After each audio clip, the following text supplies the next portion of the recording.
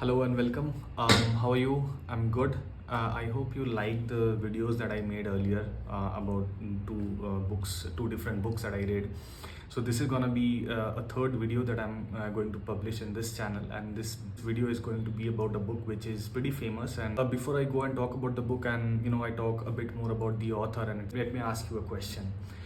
Did you ever want to read more about finance, investing, or how to efficiently invest the money that you are earning?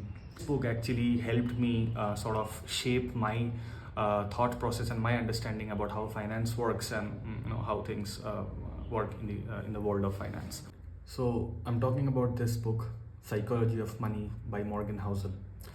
In short, this book is a beginner's guide on finance. This book is a beginner's guide on how wealth works. This book is a must. It's an absolute recommendation to all of those like me who do not understand how the big events work, how the big companies work, how the GDP affects the functionality of a society, right? I bought this book after like I mentioned, after I've seen this book in many places. I bumped into this book in different stores and online platforms. Then I went and purchased this book from Amazon. It's pretty cheap, and I read it. The topic of this book, it is very interesting. At the same time, it is applicable to all, irrespective of what we do, where we belong, whether we are studying in college or we are pursuing masters, post-grad, undergrad, whatever. If we are a student, this applies to us. If we are earning, or if we are entering the job market, we plan to enter the job market anytime soon, then also this book applies to us. And also the examples that he has consolidated in this book are extremely helpful towards understanding the concepts that he tried explaining. Apart from the examples, there are many short notes, short snippets, and thoughts of Morgan Housel that he has incorporated towards the beginning of each section and towards the end of it. I can talk about two. In one place, he says that showing off the wealth that we have perhaps is the easiest way to lose the wealth that we have. I mean, it applies to all of us, right? If you think about it, the moment we buy something, the first thing that we want to do with that to show it to the others, right? And even before that, why do we buy something? The luxury items that we spend money on. If there are nobody around us who wants to look at what we are purchasing, what we are using, will we still buy the expensive items that we have been buying so far? Think about it. Another place, he says that nobody really cares about the wealth that we have except for ourselves. The expensive cars that we own, the expensive mobiles, handsets that we purchase, the expensive interior decorations that we do, the expensive jewelry that we purchase. Investing in the jewelry is a separate thing, but I'm talking about fancy items, the luxury items that we invest in, that we want to own. Nobody cares. Nobody wants to know how much we have, and then they'll achieve something big.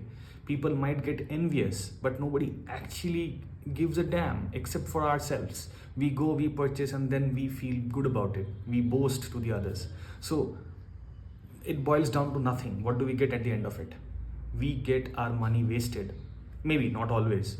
Like I said, if you're investing in gold, if you're investing in luxury watches, I mean ultra rare limited edition wristwatches, then maybe in 10-20 years it might give us something back.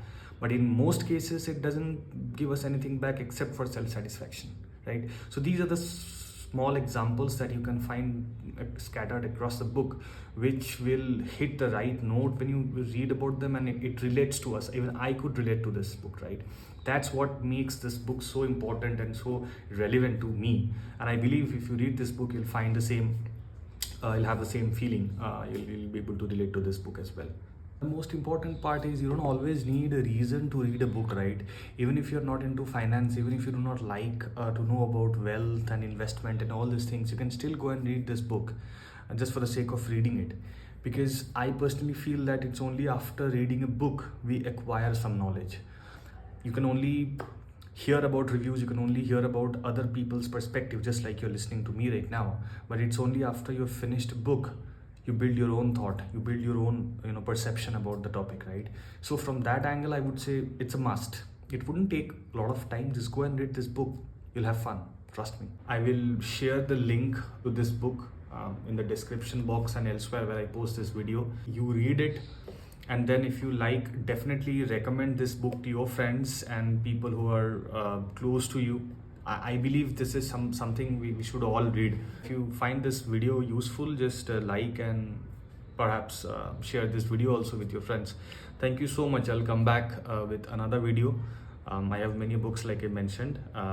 See you till then. Have a good day. Bye.